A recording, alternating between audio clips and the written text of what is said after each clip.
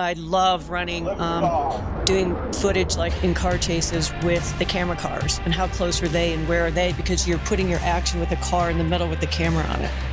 So if you think about what you're seeing on film, there's a camera in the midst of all of that, right? Where are your cameras? What are you showing? Where's your edit points? What's happening? And then to work like those car chases around the camera cars and the helicopters that are above with the cameras. And it's so fun. It's really exciting. And it's nice to get the action and get the really good drivers. There's so many talented stunt performers, and it's fun to find them and work with them and to see what can be done. Because, some of these guys would just blow my mind about how accurate they can be.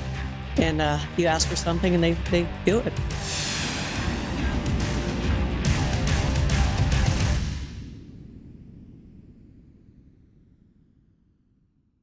Kathy Jarvis does not have your normal 9-to-5 job.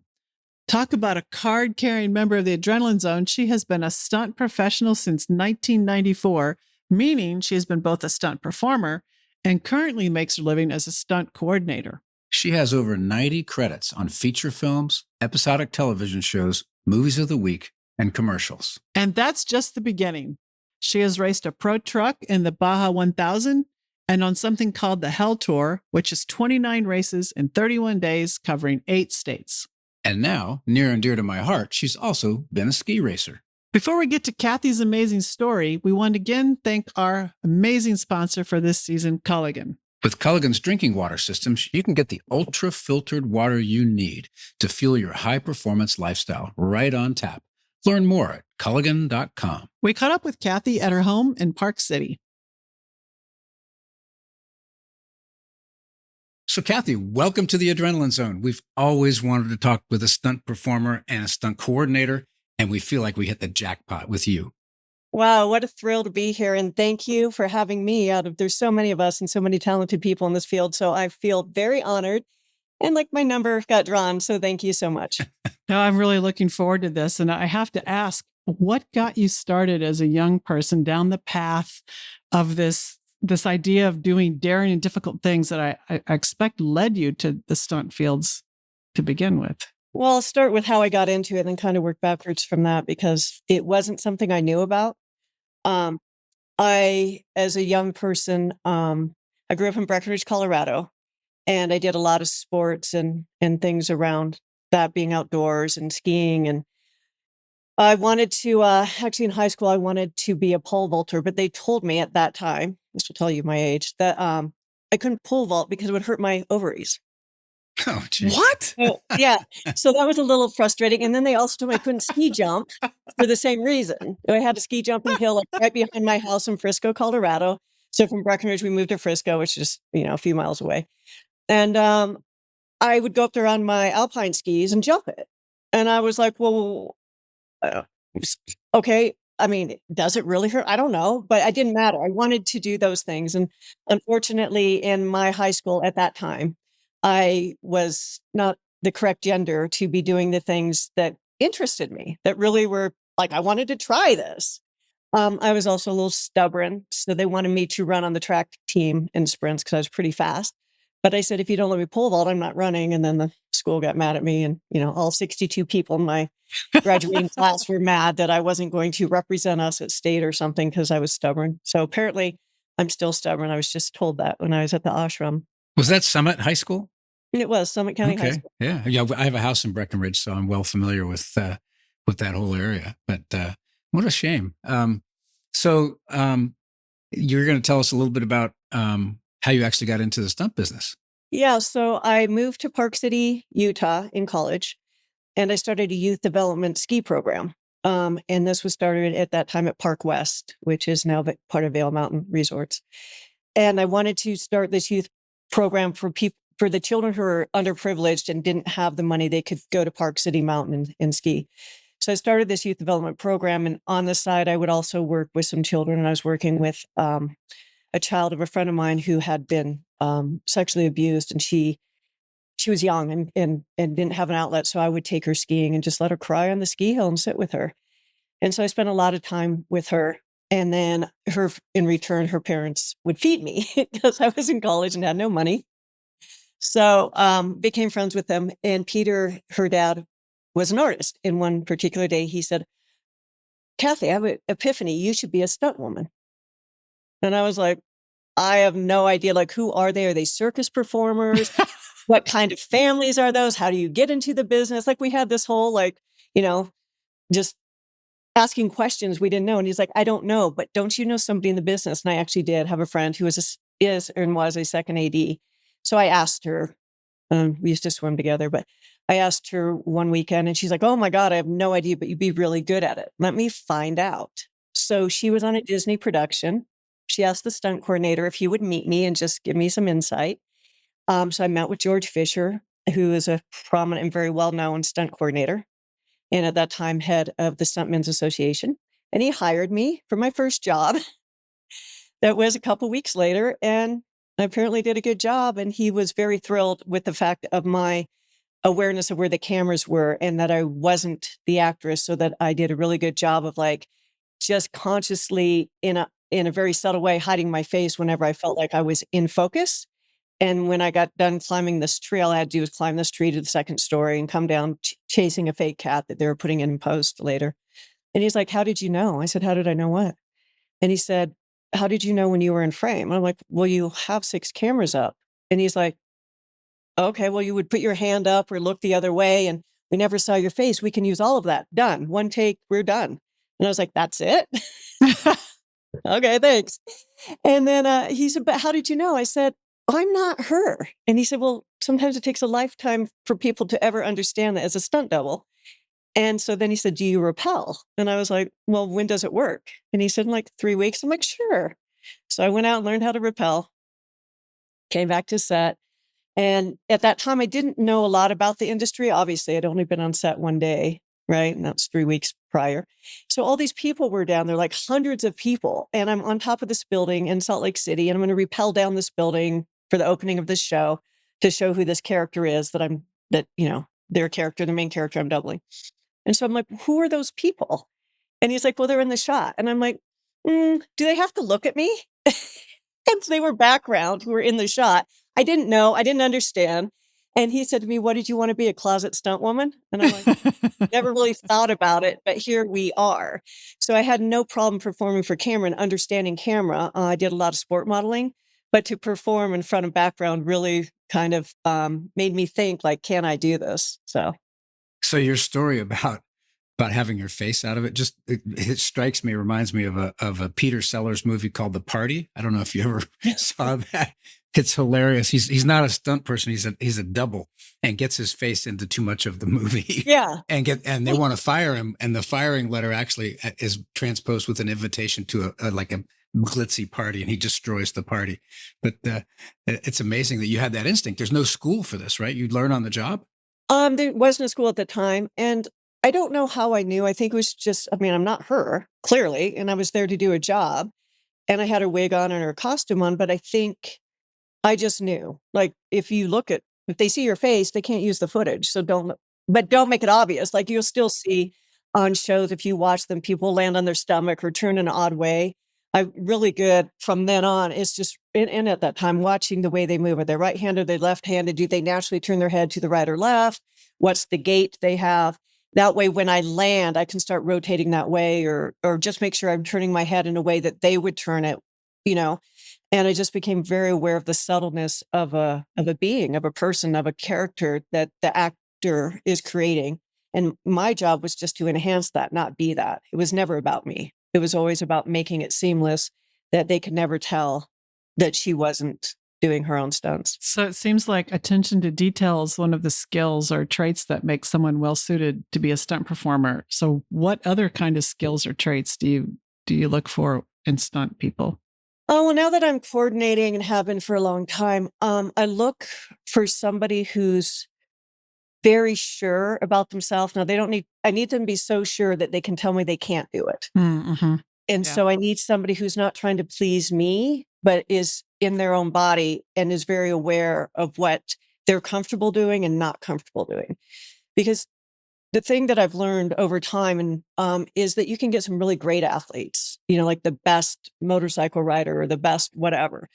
But in stunts, it's all about making it happen on action with the equipment props gives you. You don't get to pick your skis, your boots, your motorcycle, your bicycle. The props are designated by the story. And yes, in bigger action films, you can put your 2 cents in where and have, your motorcycle set up the way that you need it. But most of the stuff, when you're working in TV, especially, you get what you get and you go on action.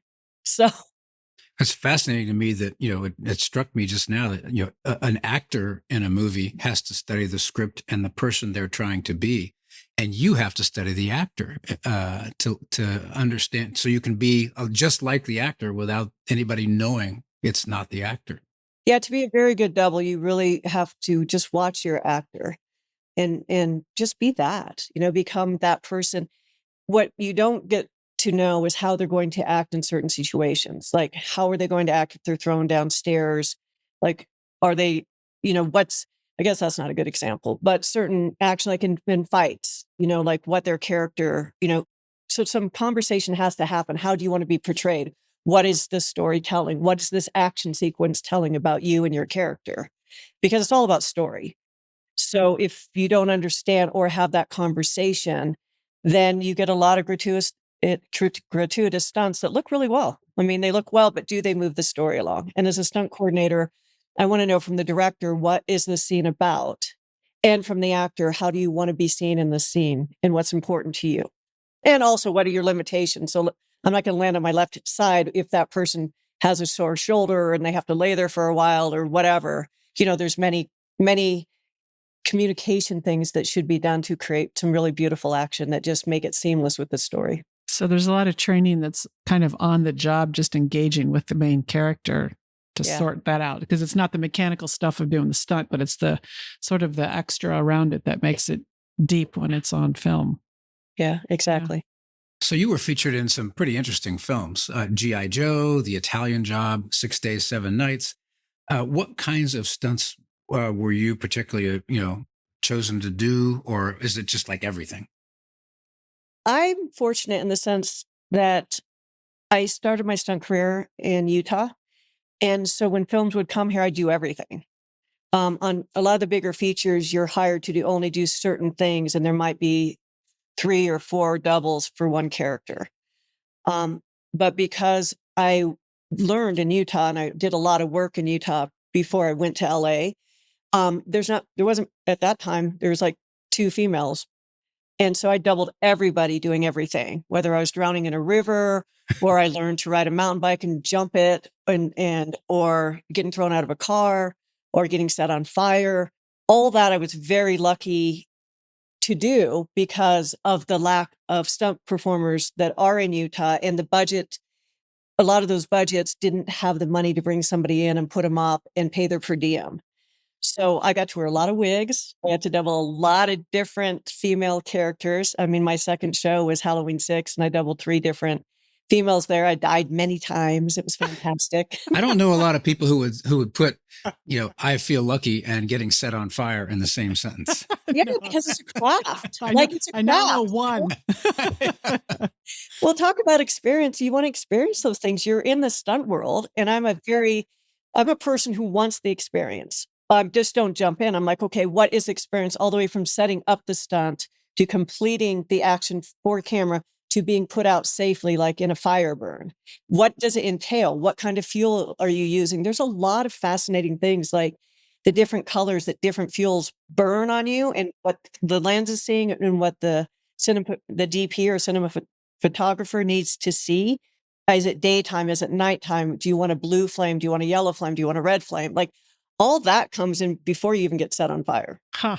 So there are a lot of different body types out there, Kathy, and I would, male and female, I would imagine that there must be certain stunt actors, or what the correct term is, who are specifically tailored. Like when Tom Cruise does this, we got to have these 2 guys because they look just like Tom, or their body type is like Tom. Is that fair to say, or they manage that somehow?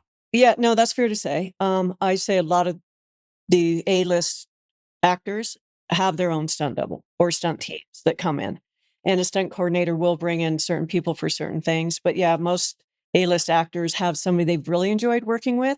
And sometimes I, as a stunt coordinator, look all over the US to find a good match for somebody for the number one or they're called number one or two or down the, for those people who are always on screen. Because not only do you want a good match for the stunts, but let's say the actor, is working really long hours and the show's around them. So they're always on. And let's just say you need that double to be on set to shoot over their shoulder. Maybe not doing a stunt, but being there for your actor so your actor can go to hair and makeup or have a moment off while you're setting that scene. And then it relieves the stress on the production to bring in another body double. So if I can find the best doubles, which I'm known for actually really looking, because I like to look at, like the details and how do they walk and how they look, what's the feeling? It's not so much, do they weigh 120 pounds and they're 5'6"? And it's more like, how do they move? Because you can get somebody who weighs 125 and who's 5'7", who has the same look, but moves, right? Because unless they're in the frame together, you can't tell. Right? So you can't tell that unless the co-star and it's very, so I just look for the feeling of the person and getting as close to their body type and the shape of the body type. I guess I shouldn't have used Tom Cruise because he does a lot of his own stunts. How do people in your business feel about that? He probably has a team. Okay. So I'm getting the sense that your attention to detail led you into the stunt coordinator role. And no. What led you into the stunt coordinator role? What led me into the stunt coordinator role was there was very few women who were doing it. And I was tired. I don't know if tired's the right word. I didn't like the feeling of somebody, a male, telling me what my worth was and whether I was right for the job or not. And what happens there is this: I'm very athletic and I was very able to control my mind and understand what I could and could not do. So that's like on the stunt doubling side or some of the bigger action. But there's a lot of days where you're riding passenger in a car, or I don't know, there's a group of you doing ND stunts and I wasn't getting hired as that. And I was actually told it's because this person is cuter than you. This person pays more attention to me. I like having this person around because they flatter me. We'll bring you in for the big stunts. And I didn't want to do that. So I decided very early on that I was going to become a stunt coordinator and decide my own destiny and help with other females so that they didn't have to do whatever that was that now the Me Too movement has brought out in order to get jobs. And that's why I decided. Wow. And so can you walk us through the stunt coordinator role and everything that someone does as a stunt coordinator? So as a stunt coordinator, first you have to get hired. So you get the interviews. And up till really recently, I'd have to say in the last couple of years, many times I'd go in for that interview. So you get maybe a script or part of a script. Sometimes you get the full pilot, let's say in a TV series, and you go meet with the director and you find out if you're a good match for that director. I would say up to very recently, I would walk in the room and they'll be like, a female stunt coordinator? Well, we've never had one of those. Or what does a female know about stunts? So the first one was to try to become that person. And I was told by many people, when you come in, you talk about the script. When the guys come in, they talk about golf and they talk about who they know and they make a relationship. They didn't know how to do that. I just knew that I had this script. I was coming in to interview for this show and I wanted to talk about the action and the feeling and what the hope and dream was of the director. And sometimes it succeeded and often it didn't. And so that was a learning curve for me. So, but once you get the job, they say, okay. And a lot of times I'd say, hey, just hire me. If you don't like me, just imagine the joy you'll have when you fire me. Let's just go from there. You read the script, you sit down with everybody, so one first thing I do is a breakdown of the script. So I'll read the script and find all the places where action is, all the places we might need somebody maybe in a car just driving that, they're not inside the car seeing the actor. So any place that the stunt department can help out. So I highlight all that. I make a spreadsheet. I do all that. I sit down in production meetings. We go on scouts. We talk about the action. I hire the doubles. I hire the nondescript stunts. And really we work making sure that action comes to life on the page. I ask a lot of questions now with the writers when I can ask the writers, like, what did you want in the scene? Sometimes I know when a lot of writers write like fights or something, I think this is me making this up because I'm not in their heads, but I think they see something on screen. They're like, oh, I'm going to create that or that. but it doesn't really work for the story, and they haven't played it out. So I asked them what I've been doing recently. I said, hey, let's roll around on the ground here. Let's play out this fight scene so you can see why I think it doesn't work the way you're imagining it. Right? Because I deal with action all day. So we're very used to just, I mean, my whole life is action, from skiing to every sport I've ever done. And so when you're not in that world, you don't really have that feeling of what does this when you're writing the words on the page. So I really try to sit with them and say, what is it that you want in this scene? And then some things I've been doing lately that aren't as popular. For the men, they will write, like, let's just go with a fight. They'll write, this great fight. And then for a female, they'll write, and she bites him. And I'm like, why is the female biting somebody? Like, do we not have any other skills? And it's a very interesting conversation because they're like, well, because she can't. And I'm like, Guys okay, can bite. yeah, but I've been on this show. This is our 13th episode. We've had a fight and everything, but we've never had a male bite or even come up in writing. And so I think these little things probably drive people crazy. But for me, it's like, it's like nails on a chalkboard. Yeah. Yeah. I feel like we could take this conversation in a whole nother direction, but I will resist and turn it over to Sandy for a moment. I think we're doing pretty well in naval aviation, hearing all these stories. You'd have to ask a female pilot, I guess. You wouldn't want to ask me. But gosh, so I imagine there are situations where, I mean, you sort of alluded to this already, but where you've looked at the script in a scene and going, not only could I make this fight better, but holy cow, they're missing an opportunity here. There is such a cool stunt we could do that would really raise the bar. And, that's dangerous for you to bring up because you might get the director or the scriptwriter angry. But if they're good people and they're receptive, they may go, that's actually a pretty good idea. Let's try that. Where's the balance there? It sounds like it's probably not in your favor. Here's some things that I work on constantly. One, I want to know, like, the feeling of the show, because a lot of times so I started in features and I went to TV because there's more opportunities for females in TV. So in TV, you really have to look at the pacing of your 42-minute show or whatever, an hour show. If it's on a network, it's like 42 minutes. If it's on Netflix, it can be whatever. So you have to first look at your distribution package and what they're showing in that show and the pace of that show, because a lot of stunts get cut really quickly if you're not getting to the point and there's not something in there. So I try to really figure out what is the story and what's important to the editor or to the writer or the showrunner or whatever. And then the next thing I do, and it goes above and beyond, I think a lot of people don't do this because it takes a lot of time, is I read the scripts and I see where he can be turned to she, or where they're saying they're looking at hiring a lot of the diversity isn't as much as, let's say, we were doing an Army film. And I'm like, there's a lot of diversity in Army films. Why are we not seeing that in these scripts? Even though that technically isn't my job, it is my job, because it's my job to promote as many stunt performers and get the people who don't have as many opportunities into my shows so that they can work the next show and increase their credit list. So I'm always reading the script to be like, hey, why does it say he here? What's he? Why? Then I do the research before you go to the director or scriptwriter and say, like, in one case, particularly, they wrote a scene for a person in the military who was a bomb specialist, and it kept saying he. So I had to call it, I learned the Navy does all of that training. So I had to call the Navy and find out, like, how many females. I went on their website and saw they were really promoting females. So then the next thing I did before I brought it up, because, they're like, what's the big deal? Is I put on the bomb suit when it came to wardrobe. So I went to wardrobe, say, hey, when are you guys getting that suit? Because they had to rent the suit and it's expensive. And they're like, and I'm like, okay, what size are you get? I'm like, okay.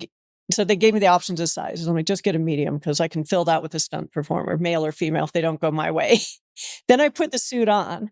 Then I walked up to the meeting so they could see the suit and then the reflection of the helmet and how they were going to shoot and da-da-da-da-da. And then I'm laying on the floor in the position for this, and right by the DP and the director there. I'm like, flip my helmet up and I'm like, hey, could this be a female? And they're like, well, I don't know. Do females do it? Well, actually, at this time, there's 7 females in this exact role, but the Navy's really promoting why the Navy. I'm like, because that's who trains them.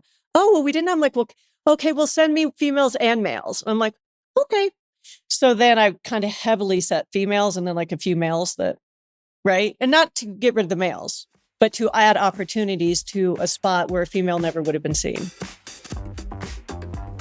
You're passionate about pushing yourself to always be better. Culligan's water experts feel the same. That's why their smart reverse osmosis filtration systems do more than deliver the ultra refreshing, pure tasting water you deserve. Their app also lets you set drinking water goals, see drinking water quality information, and get filter change alerts. And with cleaner, safer, great tasting water available right from the tap, you can also feel good about all those single-use plastic bottles you're saving from landfills. Get started today by scheduling your free water test at culligan.com. Let's scenarioize here a little bit. You are getting ready to coordinate a very difficult, dangerous, or complex stunt. A really hard one, or any stunt for that matter. Walk us through the process for the preparation process, the planning, the choreography, the rigging, safety measures, all the things you have to do for a very difficult stunt. Because if it wasn't difficult, anybody could do it, right? Yeah. Yeah. I mean, everybody does. Well, so each one's different. So like for the car stunts, if you're going to turn over a car, right? First of all, you got to figure out, depending on, I'm a female, so I don't get a lot of really big action, but I do get action. So I've had some big shows where we've had some car turnovers and fire burns and explosions and some really intense rigging for ISS show that we did. We had because they were all in microgravity. So to figure out what that looks like and a lot of rigging for that, because everything on that set, they were floating and had to look like they were floating. And every single one is different. So for like a car turnover, you want to find out the location is key, and you really have to work with your directors. And when you're like, hey, this won't work for us or this or that, it depends on your director, how receptive they are to that, because they'll have something in their mind, but it might be super dangerous. Like there's many trees here, things can go wrong. Also, you want to consider the environment, like where are we? You don't want to burn anything down, even though we get rid of all the fuel and things in the car and, have fuel cells and things like that. So one is the location. The story, in this particular case, the last one I did, it was important that I think it was they got out the driver's side for a story point. So we want to see how much we can end that car up so that they can get out of that side of the vehicle once you finish rolling this car. Sometimes you can, sometimes you can't, but it's all in the wish list. So you find out what the wish list of the director is, the storylines, you find your driver, you make sure you're very in touch with special effects because they're going to build the cage in the car. We have to make sure the seat is ordered, the proper seat for the person. The belts are in, that they're bringing their helmet or you're getting the helmet or whatever. All the safety has to be taken care of, not only for your driver, for the car, for the location, for the camera positions. Where are the cameras going to be? What lenses are we going to be on? Because a car, turnover is really a one-off. Like you're going to hit that thing and you're going to go for it. And hopefully everybody's in the right spot. And so, on the day, so there's a lot of run-ups and stuff that we do prior and a lot of discussions, but on the day, you want to make sure that that set is completely locked down and everybody is safe. And you've done everything you can possibly think of to make sure nobody gets hurt on that day so that no pieces are flying in the air and hitting a camera person And you got to get it right the first time with something like that because you only got one car. Huh. Yeah, especially in a lot of the budget types that I do. On the bigger shows, I'm not calling tent poles. That's a whole different game. I mean, we crashed 120 cars and, on G.I. Joe. I mean, same thing. You have to be super careful, but you do have you might have a bigger budget to have maybe 2 shots at it, but you don't want 2 shots. It's very dangerous to, do some of these. But yeah, when budgets are limited, it's very important you get it right. And every detail is, I have to say on everything it is, because if people watch this, they're going to be like, she doesn't know what she's talking about. Yes, safety is utterly important in everything we do. I would think so. Is turning a car over one of the more dangerous or complex stunts you've had to put together, or have there been others? I think the complex things, not just, turning over a car, but like car chases. Where is everybody? Where are the cameras? I love running, doing footage like in car chases with the camera cars and how close are they and where are they? Because you're putting your action with a car in the middle with the camera on it. So if you think about what you're seeing on film, there's a camera in the midst of all of that. right? Where are your cameras? What are you showing? Where's your edit points? What's happening? And then to work like those car chases around the camera cars and the helicopters that are above with the cameras. And it's so fun. It's really exciting. And it's nice to get the action and get the really good drivers. There's so many talented stunt performers, and it's fun to find them and work with them and to see what can be done. Because, some of these guys would just blow my mind about how accurate they can be. And you ask for something and they do it. How do you manage the safety in those cases? Do you have like a whole safety protocol? I mean, we go through a lot of what ifs when we do our we do flights a lot of what ifs too. and try and mitigate every risk that we can think of. But there's always something that you don't know about. Yeah, hopefully over time you're all are together. Everybody's there. The first AD and myself work really close because, and the key grip, and we're all talking about it. We have on things like car stuff. We have also worked with the police to shut down the roads to make sure our lockups take a really long time. We're on live roads to make sure everything's locked. There's no pedestrians. So we work really closely with the first AD and the AD team and all the PAs that are out on the roads, and that they know what we're doing and that nobody's in the right. So now you have it all locked up, but then somebody's standing in the camera because they didn't know the camera's looking that way. Right. So you might have a block or two or whatever locked up on your stuff, and just making sure you're really, really clear and really clear about radio. Like if you see a bogey or you yell cut or you yell stop, whatever the word is, that everybody just freezes. And also working with your camera crews that they have a right to shut it down anytime, right? That everybody has that right to say abort. And that is one word, because there's a lot, as you can imagine, on a movie set, there's probably other places, there's a lot of chatter on the radio to get everybody into place and to go. So, I ask for very quiet sets when we're about to roll. Everybody needs to check in, everybody needs to count it off, and everybody needs to be quiet. So once the action starts, if anything happens, we can stop it immediately. We can shut it down. We can call abort. We can, because you don't want a big accident on any set. In the nuclear power business, we call that forceful backup. Anybody can stop the machine. Yeah, we have a similar philosophy. Yeah.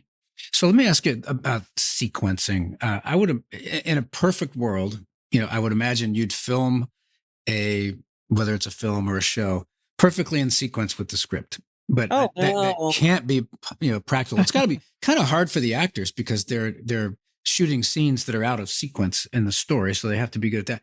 But how does that work with stunts? Do you cluster? Okay, this is stunt week. We're going to do all the stunts this week for this show, or how does that work? Well, I'll just talk about. There's different ways, obviously, but I'll just talk about TV series. First of all, I think it's the location is the most important. So when you have a location, it's the cost, right? The cost of that location of everything about that location, where you're parking, your meals, all that. So when you're in a location, you try to shoot that location out. I think in the same type of importance is the availability of the actors. So a lot of times we have a second unit, whether it's on a feature or TV series, and the second unit is your stunt unit or your pickup shots. So maybe a lot of times we'll take a second unit out, and first unit will be shooting down the street. We'll use the same parking because financially and budget wise, and then we're maybe X amount of whatever away to shoot the action sequences. And then the actors come over to the action unit to put in their parts, their close-ups, their looks, their lines. And so we might have two units running simultaneously, which happens a lot. But you are correct. We do not shoot in sequence because it doesn't work. Yeah. Right. So you have your location, and it's usually location dependent or actor dependent on the scheduling of the script. And the first AD does all that. So my job is to be very in touch and communicating with our first AD all the time, because if it rains and we can't shoot that, where are we going next? Who are we have? I mean, it's always juggling. Something can come up. With COVID, it was very hard. If somebody tested positive, we had to be super able to jump into something. And I was in a third area in New Mexico. And so I was bringing in people out of LA. We have people there, but everybody was really busy during this time to make sure that you can get those people on a plane and get them their next day to shoot a sequence that you may not have been shooting until Friday. And now it's Tuesday. So it's always just really good communication with your teams, making sure everybody's prepped, making sure wardrobe knows, like my team's coming in early, because they might be like, oh, we don't have that costume yet. Let's see what we can do. In my role, it's a lot of communication just with every department, props, everybody, to make sure that we can get the rehearsals in, get everybody there. If something changes, how can I switch something around very quickly to help out production, to make sure they can at least get the action if an actor's not feeling well or sick or raining or whatever happens. It happens all the time. So you just want to be fluid and on it and know what you can and cannot do. So I want to circle back, since this is about risk, I want to circle back to the safety stuff, because I'm intrigued. We get medical training, in case something goes wrong. I assume that you have medical people on set. So have you ever had any accidents or injuries, either in stunts that you've done or coordinated? Luckily, I've not. I mean, I've had little things like somebody fell off their bike, or I've never had a big accident on something I've coordinated. And luckily, I'm trying to think. I've heard them happen. I've seen video of them happen. But I mean, when we do stunts, let's just take a car turnover because we can relate to that, or a big explosion. There is always an ambulance standing by and a team standing by. But on set, we have medics that's their job. So we have our set medics. And then when we do bigger stunts, we fill it in, and we also let people know, like, we're supposed to, like, the nearest hospital or whatever. So if something happens, but there's usually an ambulance standing by for the bigger. Yeah, that makes stunts. sense. Yeah. So let's shift gears just for a second. There's nothing as cool as a really well executed stunt in an action movie. I mean, we all know that. But increasingly, people are starting to use computer generated imagery and visual effects, that sort of thing. Are fewer stunts being done practically because of that, or is there just no substitute for the real thing? I mean, the things that are being CGI'd are things that you couldn't do anyway in a stunt, and the things that are stuntable are still being done as stunts. I think in my career, what I'm seeing more of is different types of stunts, meaning more rigging, more flying, more when we're in the green screen, they're done just differently. They're not on a practical or location. I think the CGI has always enhanced it so that we could use the same 3 blocks, like in G.I. Joe, that we were shooting in Prague and they were showing it for Paris. So they would put in things, not just practical things in set design and set deck and in props, but also in the background and in CGI. I have not been on some of the bigger sets now, these volume sets where they're actually lighting and shooting everything on a volume, like The Mandalorian, but I have talked to camera people and stuff like that. And so they now have sets that you can shoot a whole world in. And so I can't really talk from experience about it, but it's a whole different world. So you're doing everything on stage. So you will still have your fights and stuff, but the backgrounds are constantly changing, or it's just done differently. It is just different things differently, but they're all there to enhance what we do. And it's shifting, I think, more to rigging and more specialized types of things. We talked earlier about Tom Cruise and his desire to do a lot of his own stunts. And so there probably are others. So is that impressive for the stunt community that they're willing to do their own stunts, or does that actually get in the way? And how has that changed with some of the CGI stuff where the stunts might be just, I don't know, it's just, but in a rigging and you're floating around in a green screen? What's that dynamic? I haven't worked with Tom, but you hear, I think anytime an actor wants to do their stuff, that's up to them. I think for the stunt world, we just want to make sure that they are safetied and protected as much as possible. And anything that we can do to support the vision of the actor and the director, we're there to do. So it doesn't get in our way. We would like, everything to be fulfilled on that. We're hired to make sure that the vision of the director, and in that case, if Tom is what they're dreaming and hoping for.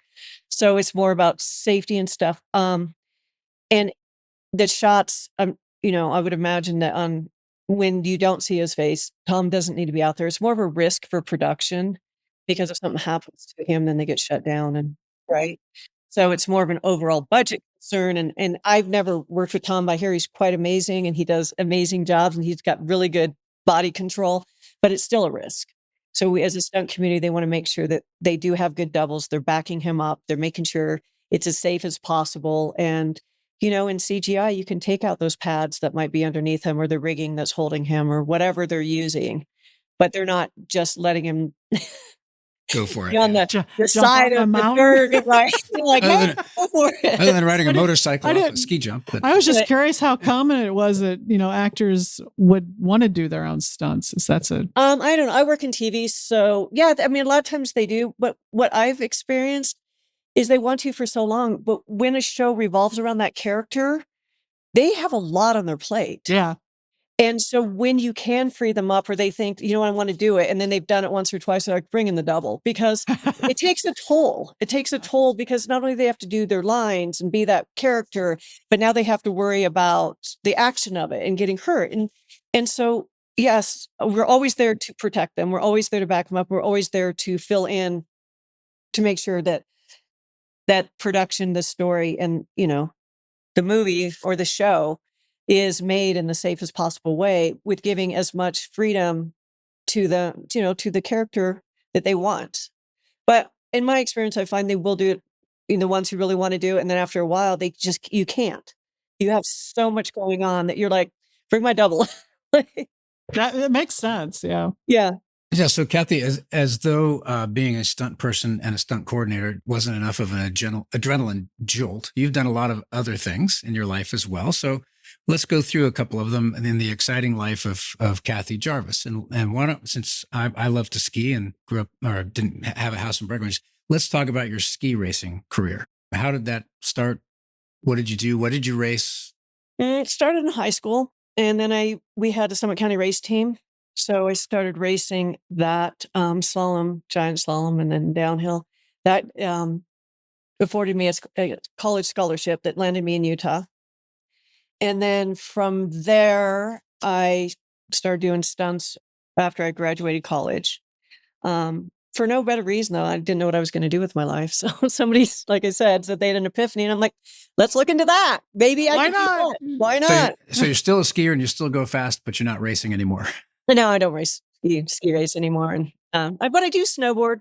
So I ski and snowboard so I don't get bored, because, you got to add something there. You've also raced vehicles, I read, and that you're the founder of Femme Fatale Motorsports. So let's talk about your experience racing a pro truck in the Baja 1000. So how'd you get into that? Well, my racing career started because I wanted to hone my driving skills as a stunt performer, because I thought, and still think, you can be whatever age and still be in a car in a movie. You don't have to hold that body and that look as a double, or a performer. So I decided to go to Team O'Neill driving school because somebody told me it was the best in the country, and that's in Dalton, New Hampshire.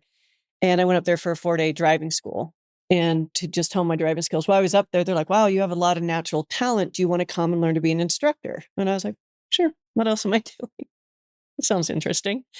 So then I decided, well, if I'm going to spend, a month and a half up there, I'm going to get a rally car. So I found one in Canada. My husband was very supportive. We went up, got the car, and I lived in New Hampshire at Team O'Neill Rally School for a while.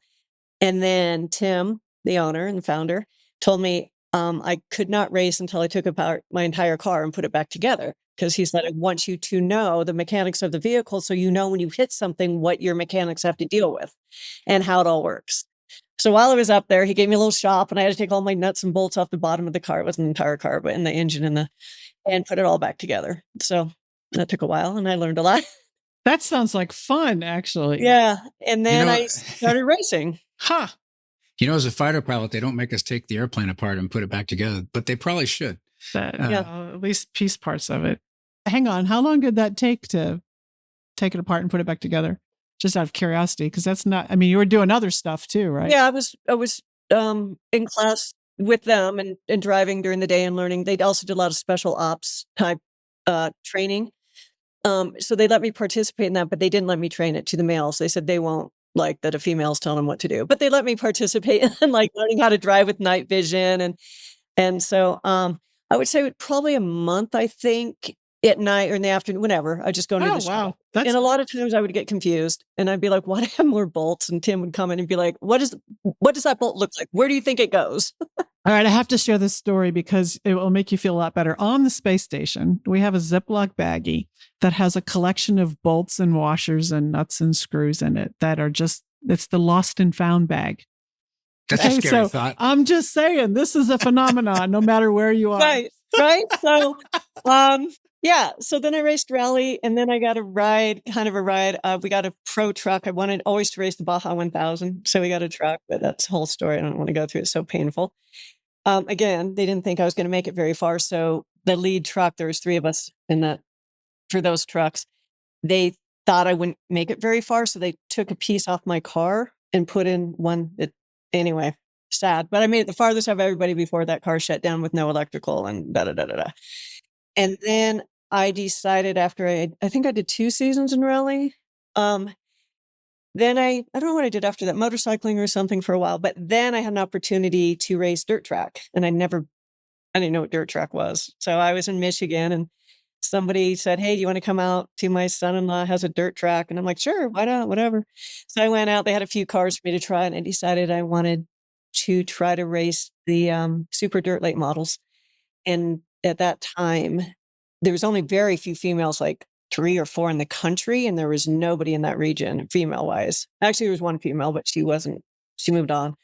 So I got a car, they gave me an engine, they gave me a trailer, and then I took my money and started buying parts and tires and went out racing and dirt track race for a couple seasons and did the Hell Tour, 39 races, 29 races in 31 days, covering 8 states. I can tell you why it's hard for any person, male or female, but female in my case particularly, to race when you don't have a generational understanding of the setup of the car. Because the driver's responsible for how much wedge is in the car, how much air are you putting in your right rear versus left rear per track, how the track dries out, what the mud does, what gears you're putting in. I mean, honestly, when I started racing, I did not see the flags until probably my 5th or 6th race because I was so concentrated on the track I couldn't look up to be like, okay, like you have a little thing in your ear you can hear, like they can talk to you, but you can't talk back. But I'm like, where is the flag? So that in itself, like my first season, and then I went national my second season. More so to get more driving in because in the regional races, I mean, literally would have guys wreck me into the wall and say, I'd rather wreck us both and get beat by a girl. You know, you're a trailblazer in many ways, Kathy. Yeah, I got yelled at. Yeah. Anyway, I did learn why if you're not generational, you don't understand. And I was driving different vehicles and they were very generous. Like CJ Rayburn gave me a swing arm car out of his shop in Indiana and helped me with the setups. But if you don't understand each track and how you're driving, like I could jump in Rusty's car, who's a national champion. I couldn't drive that thing. I'm like, how do you drive this thing? Because I like to sit up right and I like to be up on the wheel. There's just different styles for all sorts of racing. So you got to figure that out. So what else are you doing that produces adrenaline? He's like, so whatever, that kind of thing. But what's the next whatever? So from going from like what the body can do, right, and your mind and have these thrills or these experiences that are really body related and external. A lot of my stuff now is internal. So I'm doing a lot of these it's called inner engineering and engineering the inside of me to make sure. I think one thing I never learned, and I hope to pass this on as a lesson to people, is learn how to inner engineer yourself so you're never the problem in your life. So your mind doesn't take over. Right now, we're experiencing a very high mental illness in this country. And the health department came out and said that 1 in 3 teenage females are dealing with a mental health or feeling depressed. One I of think it's the true ways, for both sexes. And it's like 30 to 40% of all young people are either have anxiety or depression. You're absolutely right. and one of the way, and a lot of that I've heard comes, and I can relate, comes from social media and trying to be something you're not and not understanding yourself. So there's this program called Inner Engineering. I think it's innerengineering.com, but it really teaches you how to use the 5 elements. I think in our world, we're accumulating things and experiences, and I don't know what we're doing on social media, but whatever we're doing, we're trying to be something. And what we really need to learn is to be with ourselves, and to really be with yourself and to understand that we're earthlings. Like we're on this earth and there's 5 elements that control everything about us. And that's earth. All our food comes from the earth. What we eat is earth. Water. Without water, we would freaking die. But yet we use water in our lives like it's nothing. Like we wash our cars with it, we put it on our hair, we drink it down, we put it in everything, but we don't really honor that is life. Like the water and the way to hold that within your system and within yourself and to appreciate that. When the sun rises every day without the heat, the fire of the sun, we would not exist. 18 hours without the sun, I hear we just freeze up. Like, to start honoring these elements. And one of the main elements is air, is the air we breathe. Like, nobody's going without air for more than 5-6 minutes before it's over. So to work with these elements within me to understand myself and to stop being the problem in my own life. And so I do a lot of pranayama or yoga, and yoga really just means union with everything around you. It means union with the sky, the air, the space, the fire. And how do we settle our systems so that we don't go through these depressions, or that we're able to maintain that? And one of the things I've really learned, and it's so gratifying, more so than any stunt or anything that I do externally, is to really look at my relationships and my relationship, my marriage and relationships with my family, and to think, if I have a problem with them, it's not their problem, it's my problem. So it's really changed my life in so many ways. And I'm so lucky to have had this training before my mom passed, because the last 5 years or so, just by training just being different within myself and receiving things differently and understanding that everybody is coming from a different place, and to be compassionate about that and to not be sensitive, like, oh, I know what she meant. I don't know what she means. I don't live in her body. Right. And same with my husband. So what if he leaves whatever, his socks, or he's not as attentive? He has a life, and I don't need to be a problem in that life. I need to take care of this one. Yeah. And appreciate that one. And I'm really working on now the judgment of things, to be like, there's no dislike or like, there just is. And so how do you become a better human being and a full blossom being without being the problem in any situation? Wow. I think we could have a whole nother conversation about this, and I'd like to talk to you some more about that. But I think we're going to have to wrap up this session, because we've gone for an hour. It has been wonderful. So, gosh, thank you so much, Kathy. Now, you're such a trailblazer Oh in so my many gosh. different ways. And we've had a lot of trailblazing women on this show, and you've definitely hit the mark on that. So we really appreciate the time you spent with us today. And Well, thank you. look forward to maybe looking for your name in the credits somewhere again of a TV show.